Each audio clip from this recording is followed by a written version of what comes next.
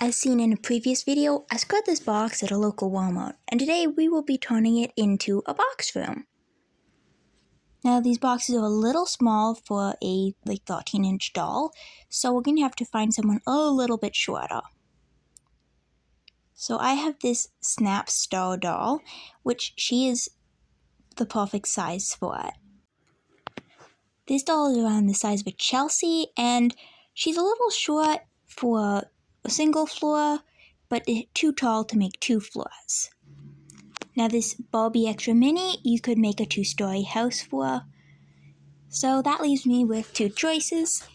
I can make a 1-story or 2-story. I'm going to go with 1-story. First we're going to cut out this front panel. I'm just trying to make sure it's even all the way around.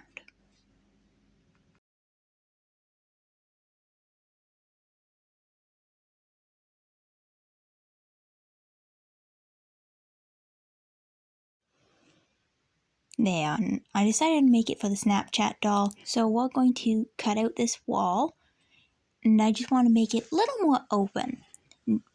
Use this space. So you can see this part just slides out, and I just want it to match where that is. So I'm just going to cut it out and make it so with those flaps, and when I put this piece back in, I'll be able to just glue them down. Just like that. Alright. And now I'm going to add a window. So I start by trying to find the center of this wall, and then I decided it'd be easier if I just decided what size I wanted the window and just make it a certain amount from each wall, that way it's centered. So it took me a little while to figure it out, but I did it about 2 inches from each side, I think is what I decided. And then I just measured it out all the way around. I think it was 1.5, I don't know. And then I just outlined it so that it would be somewhat square.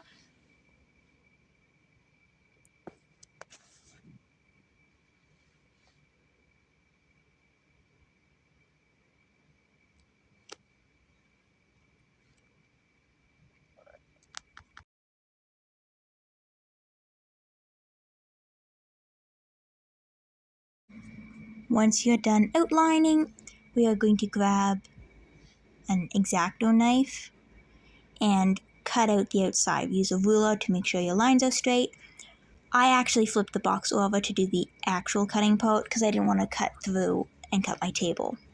Now using the plastic from old packaging, we're just going to cut out a piece slightly bigger than the window piece we cut out. Some paper hot glued on will make the edges of the window frame look a little neater. And then just hot glue on the plastic. And there you have it. There's a window. Really simple and easy. Then I cut little strips of shelving paper to make some really cute wallpaper. Isn't it adorable? This is the type of shelving paper I used. I'm going to just cover the outside of the box with it, just to give it a more finished appearance. Whack! Doesn't that look great?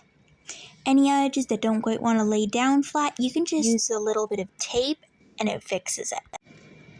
Alright, for the next step, we're going to make a bed right here. I'm using the piece from the front of the box that we cut off, and I'm just going to lay on it to make sure it's the right size and decide how big I need it.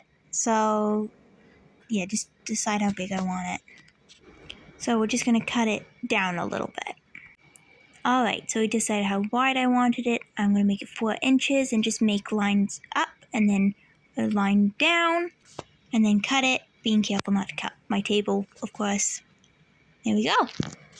We're going to take another piece and we're going to cut out some legs. So I just guesstimated for this part. I measured how tall it had to be to match the window seat and just made it so it was a little bigger on either side. So I think I did like a 1/2 inch on either side of a 1 inch or whatever the measurement was. That way I'd have pieces to fold over. It'll make sense in a minute. Just trust the process.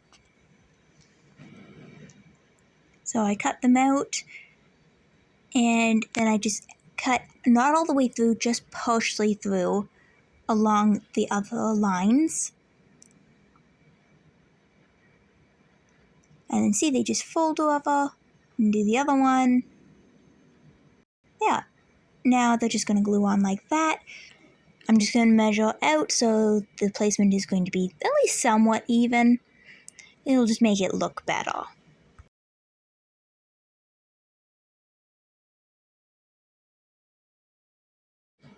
Now there's better ways to do this, but I'm just going to use some hot glue to make it so these stay folded, which works relatively well. So you're going to have to hold it for a little bit just to make sure it stays somewhat square.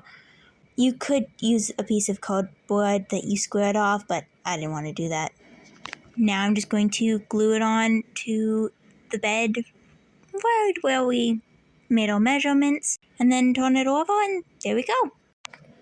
I had this bit of lace which matches the pink on the inside of the box, so I'm just going to glue it around the edge of the bed as a bed skirt.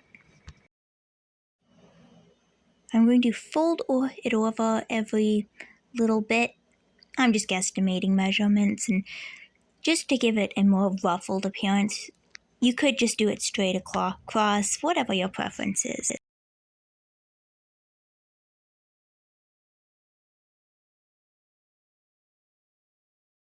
There, doesn't that look sweet?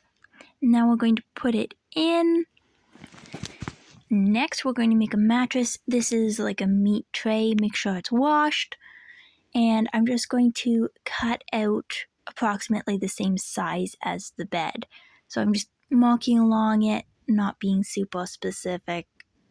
You know, just want it roughly the same size. Cut it out. This stuff cuts so nicely. Just make sure the size is approximately what you want. And now I don't have a second big one, so I'm just using this small one just to make it a little thicker. So I'm just going to glue it on and then extend the small one with the pieces we cut off. And then this is actually from my laptop. When I bought it, it came in this like dust cover case. And so I'm just going to cut it a piece out. There we go. And then I'm going to make like a pillowcase almost with it. And I'm too lazy to grab my sewing stuff, and so I just am gluing it, which worked really well. Be aware the hot glue is hot. Don't burn yourself like I did. So I'm just going to glue up the one side using a old piece of paper from that a sticker was peeled off of to press it down. Then turn it right side out and slide your little mattress in. Now it's a bit big, so I'm just going to close it all up with hot glue just to make it a more fitted sheet, I guess you could call it. Now it looks kind of like a mattress. Yeah, she fits on there quite well. And just trying to decide where I want the bed. Alright, now I'm just going to cut a piece that is approximately as wide as the mattress is, and then fold it up to make a pillow.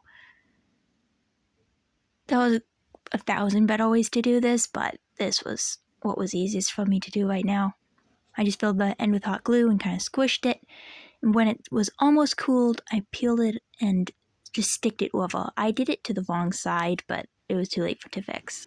Well, thanks for stopping by. Part 2 coming soon.